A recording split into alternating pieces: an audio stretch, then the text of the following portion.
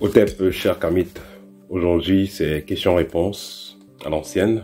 Voilà, donc je vais répondre comme ça à vos questions. Alors, la première question, que pensez-vous des enfants nés par césarienne?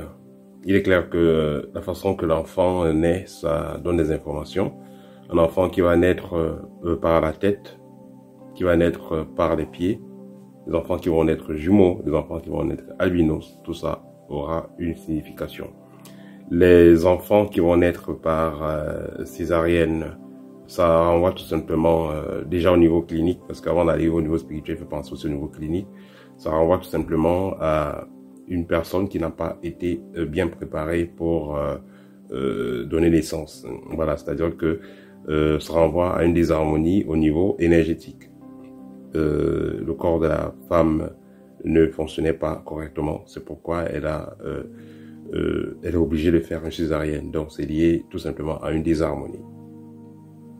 Question suivante, les miroirs dans les chambres d'hôtel. Ici, il faut voir ça dans le sens de la protection, que ce soit à l'entrée de l'hôtel, que ce soit dans les chambres de l'hôtel. Ici, le miroir va renvoyer à la protection. Parce que dans l'histoire, peu importe le pays, on a souvent suivi les personnes qui sont entrées dans les chambres d'hôtel avec des esprits. Parce que l'hôtel est là pour... ce sont des lieux de repos, mais certaines personnes aussi qui veulent, entre guillemets, s'amuser, vont parfois aller faire des pratiques dans les hôtels, mais également ils vont aller, que ce soit en famille, que ce soit aussi avec des inconnus, des personnes qu'ils ont rencontrées, par exemple en club ou au bord d'une plage ou dans le public. Donc pour pouvoir éviter certaines surprises, les personnes ont pensé qu'il est mieux de mettre un miroir dans une chambre d'hôtel.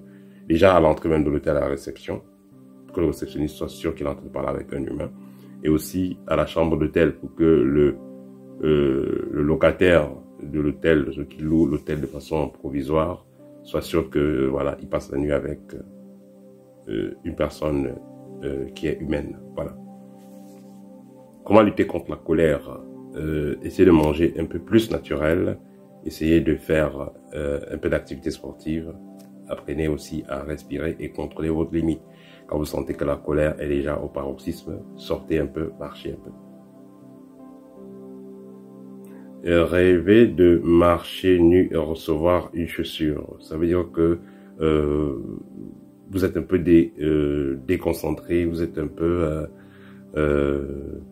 perdu en ce qui concerne votre mission de vie, et recevoir une chaussure, la chaussure, ça peut symboliser, en plus si c'est une belle chaussure, ça peut symboliser une nouvelle opportunité, ça peut symboliser l'avenir. Donc vous êtes inquiet par rapport à votre avenir et vous allez recevoir de nouvelles opportunités. Une nouvelle porte va s'ouvrir à vous.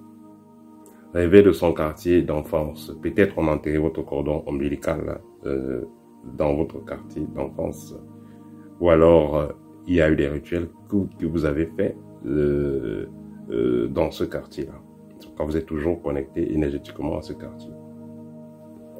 Rêver de chiens qui creusent la terre et retire les plumes de poulet blanches.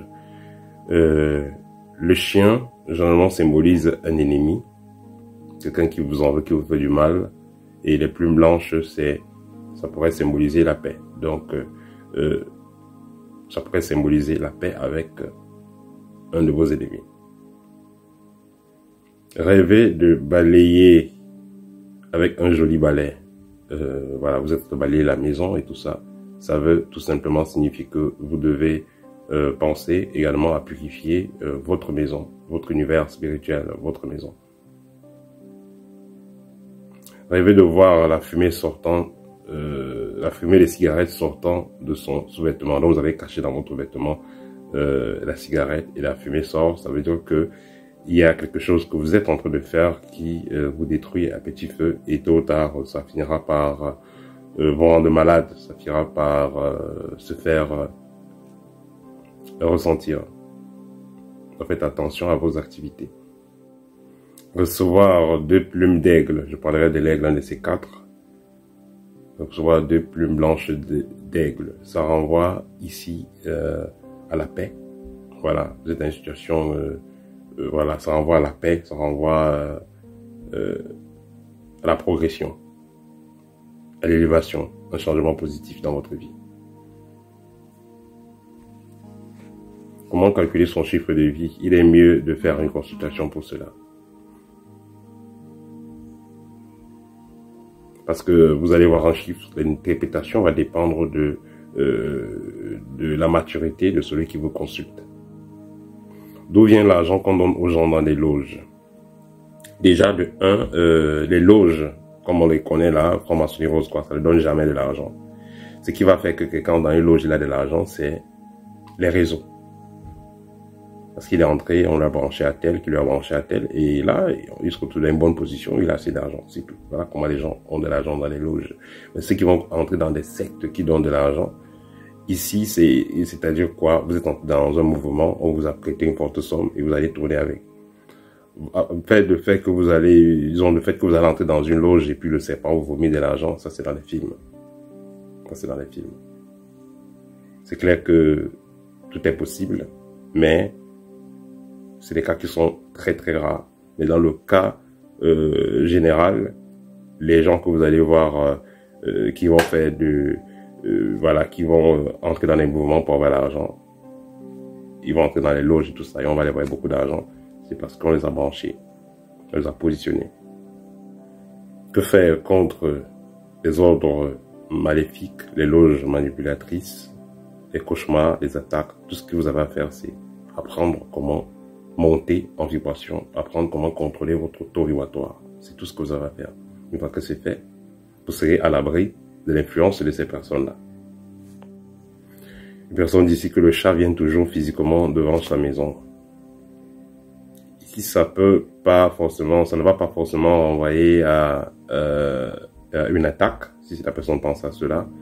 Il faut noter que si vous avez perdu un proche, il se peut que le chat là représente quelque part ce proche-là. Mais également, ça peut aussi être naturellement un chat qui a faim et qui cherche une maison, c'est tout. Donc ne voyez pas les négatifs dans cela.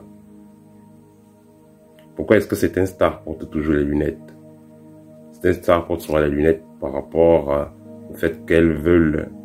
Il y a quelque chose qui n'est pas clair dans leur conscience et n'ont pas envie qu'on les regarde dans les yeux. Vous savez, on dit souvent les yeux, c'est le miroir de l'âme.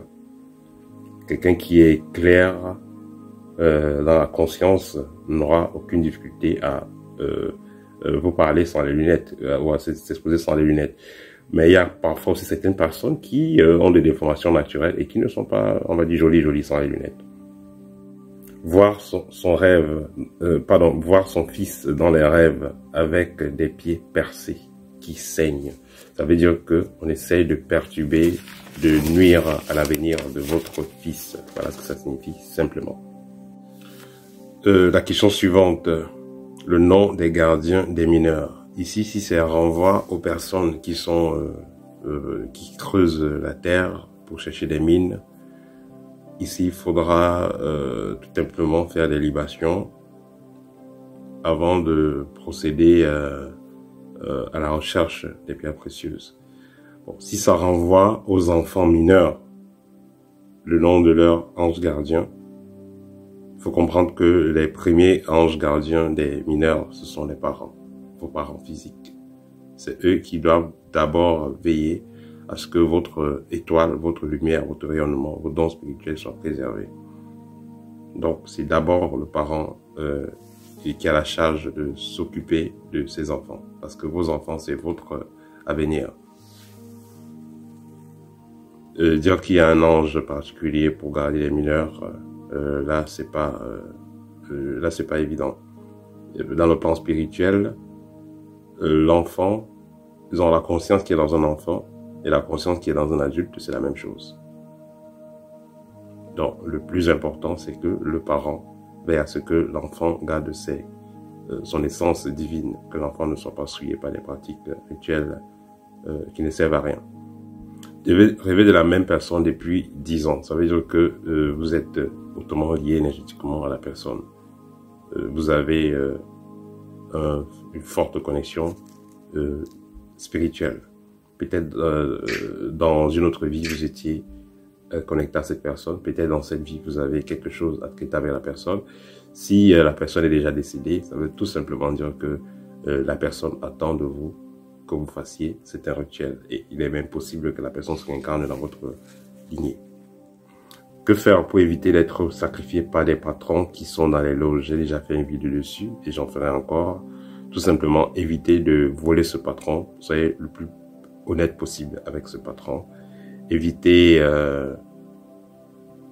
voilà, évitez aussi de prendre certains engagements avec ce patron, des engagements que vous n'allez pas répondre. Évitez aussi de prendre certains cadeaux.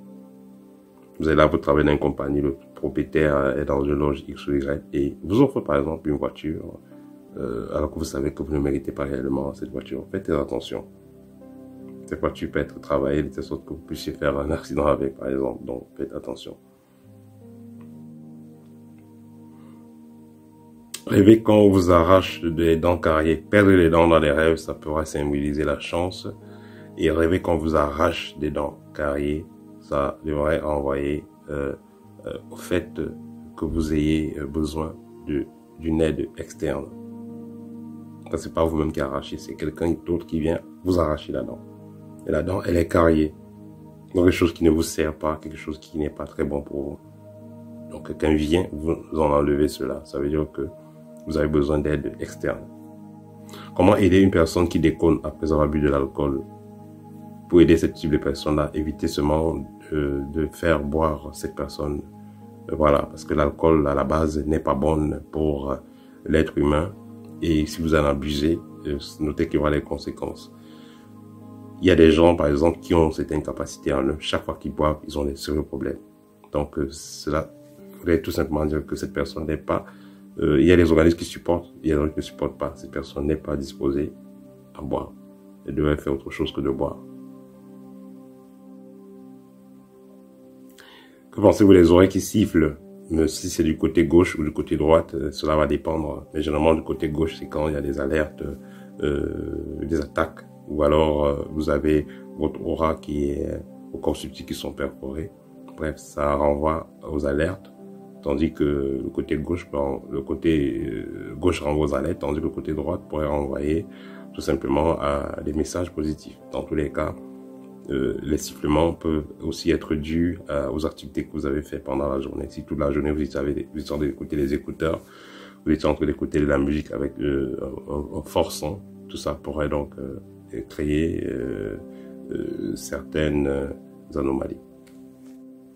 Rêver de voyager et d'être en panne. Vous rêvez que vous voyagez et que vous êtes en panne, le chauffeur des bancs de sortie par exemple et tout ça. Si vous avez pour projet de voyager, voilà, évitez de voyager. Parce que parfois, si vous avez des dons, vous travaillez sur vous, le troisième œil s'ouvre. Il faut noter que naturellement, vous aurez cette tendance à vivre les choses avant que ça ne se passe. C'est-à-dire que vous devez voyager et dans le voyage, vous allez rencontrer X ou Y, telle chose va se passer. Vous aurez cette tendance-là à voir les choses avant que ça ne se passe. Donc, tout ce que vous allez vivre au cours de la semaine sera généralement comme si c'est du déjà vu. Que faire quand vous travaillez dans les endroits de basse vibration? C'est-à-dire, vous travaillez à côté, vous travaillez avec des malades, avec des fous, vous travaillez avec des vieillards, vous travaillez dans une prison, vous êtes psychologue, vous êtes énergéticien. Voilà, moi je vais vous conseiller de faire la formation par exemple art de ironie. En fait, qu'est-ce que vous avez à retenir ici, c'est que quand vous interférez avec des personnes qui stressent et tout ça, vous gardez de leur négativité, de leur lourdeur vibratoirement parlant, vous gardez de leur vibration lourde, vous gardez de la énergie nocive et vous avez donc l'obligation de savoir comment transmuter ces énergies. Vous les transmutez pas, ça va se répertorier sur vous, sur votre famille également. Par exemple, si vous travaillez vous travaillez avec les gens, des prisonniers, des malades, des gens qui sont fous et tout ça. Par exemple, faites du sport, passez le temps dans la nature, prenez le temps pour vous méditer afin de transmuter ces énergies. Si vous ne les faites pas, ça pourra vous créer des problèmes. Quand vous êtes déjà initié, il y a des sons que vous pouvez utiliser, il y a le travail des sexuels, il y a beaucoup d'autres travaux que vous pouvez faire pour dissoudre le plus tôt, le plus rapidement cette énergie-là. Un initié ne doit jamais manger la viande, ça dépend. Initié à des aliments qui ne mangent pas, les animaux qui sont morts par étouffement, certains animaux, il va pas manger. L'initié va éviter la chair rouge, par exemple. L'initié va éviter les poissons qui n'ont pas d'écailles. Il y a certains types d'aliments que l'initié va éviter. Voilà, pour dire que l'initié qui ne mange jamais la viande, ça dépend. Il y a de la viande qu'il peut manger, il y a ce qui va éviter de manger. Et ça dépend de à quelle étape il est dans son initiation, qu'est-ce qu'il est en train de travailler, qu'est-ce qu'il est en train d'activer. Celui qui va travailler par exemple dans le totémisme, à un moment donné, va carrément éviter de manger la viande. Mais celui qui est initié, mais iséfétique, qui travaille les forces du bas, au contraire, il aura tellement envie de manger la viande, de brousse, des viandes étouffées, voilà, des viandes bizarres. Il aura tellement envie de manger ça pour nourrir ce qu'il a en lui. Donc tout dépend de quelle orientation spirituelle et vibratoire vous avez. Rêver de recevoir des pièces, ça c'est la galère. Vous rêvez, vous recevez les pièces, vous comptez les pièces, c'est la galère. Faites très attention. Voilà.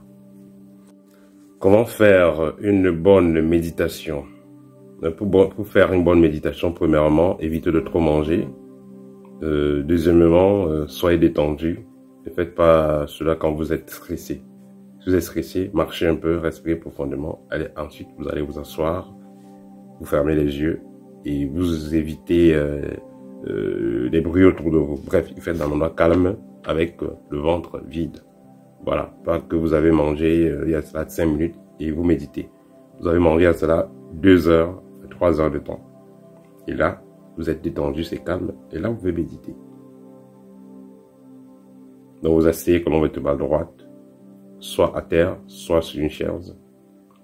Vous immobilisez le corps, vous respirez profondément. Et vous êtes à l'écoute. Est-ce que tous ceux qui vivent ont une aura? Bien sûr. Que ce soit les humains, que ce soit les objets. Les objets aussi ont une aura qu'on appelle la mémoire. Vous avez habité longtemps dans une maison, vous avez utilisé un téléphone, vous avez utilisé une chaussure, tout ça aura une mémoire. Donc une forme de vapeur qui englobe l'objet. Comme vous également, vous avez une aura. Voilà. Peut-on se désengoutter par sa propre urine? Bien entendu. Comment faire pour avoir une consultation? Il y a mon numéro après presque toutes mes vidéos. Vous me contactez et nous allons prendre rendez-vous pour une consultation.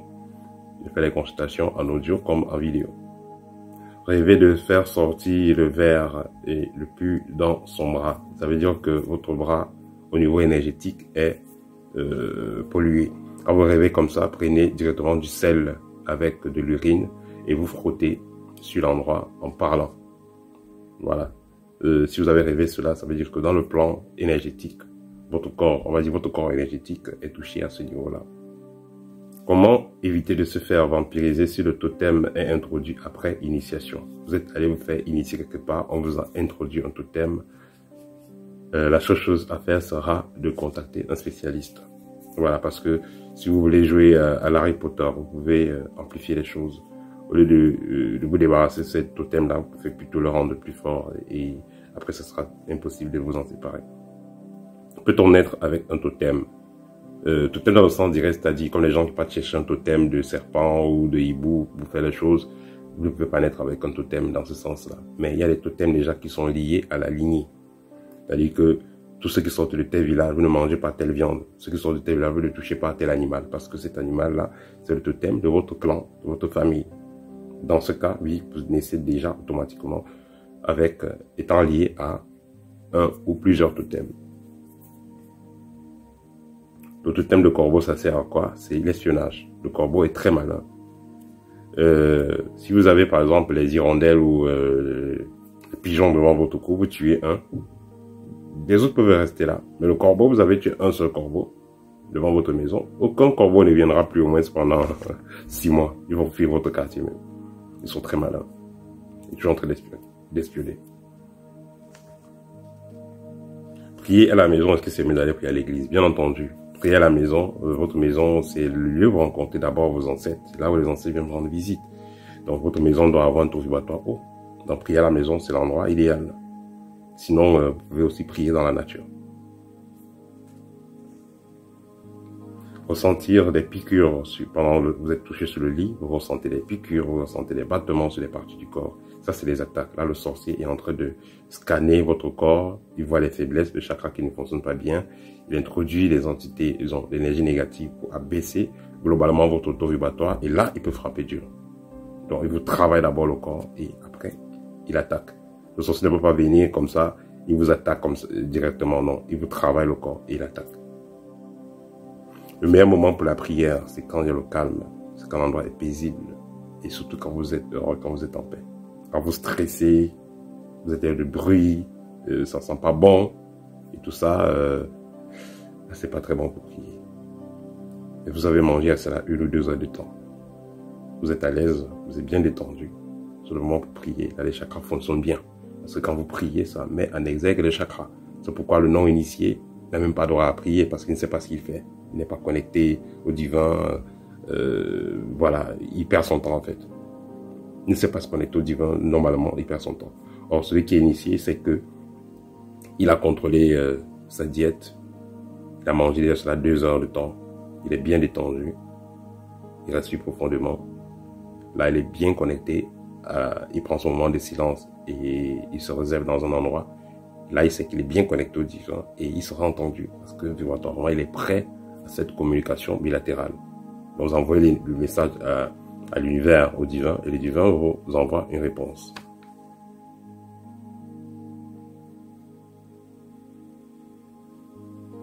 Est-ce que les esprits de lumière peuvent réaliser leurs promesses? Quand, par exemple, vous faites un travail de lumière, à un moment donné, les esprits de lumière viennent vous rendre visite, et cet esprit-là va vous proposer de l'aide ou certains atouts. Est-ce que ces esprits-là vont réaliser leurs promesses? Oui, ces esprits vont réaliser leurs promesses. Les esprits sont toujours à l'heure et non en retard comme les humains. Voilà, c'était tout. Écoutez.